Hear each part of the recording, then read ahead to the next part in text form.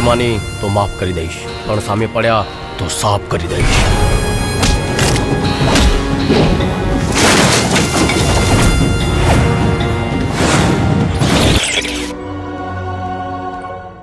કેમ છો દોસ્તો? વિક્રમભાઈના ચાહકો જે ફિલ્મની રાહ જોઈ રહ્યા છે તે સોરી સાજણાનું ટ્રેલર રજૂ થઈ ગયું છે. લગભગ 3.5 મિનિટના ટ્રેલર પરથી ફિલ્મ વિશે શું માહિતી મળે છે તેના વિશે થોડી વાત કરીએ.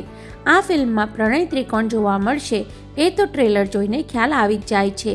વિક્રમ અને પ્રિનલ નાનપણથી એકબીજાની સાથે છે અને યુવાનીમાં બંને વચ્ચે પ્રેમ પણ થાય છે. એવું લાગી રહ્યું છે કે પ્રિનલ આગળ ભણવાનું કહી વિક્રમ સાથે લગ્ન કરવા તૈયાર નથી. કદાચ આ નિર્ણય પાછળ બીજું કારણ હશે એવું અત્યારે લાગી રહ્યું છે.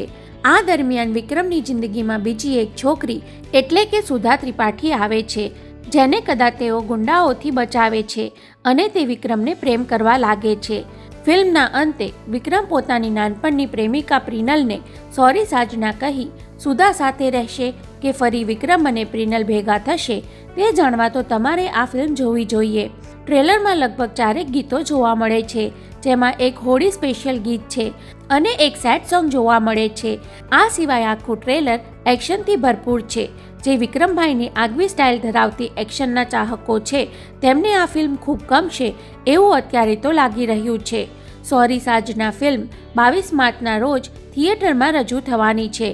તમે હજુ ફિલ્મનું ટ્રેલર ન જોયું હોય તો લિંક ડિસ્ક્રિપ્શનમાં આપેલ છે.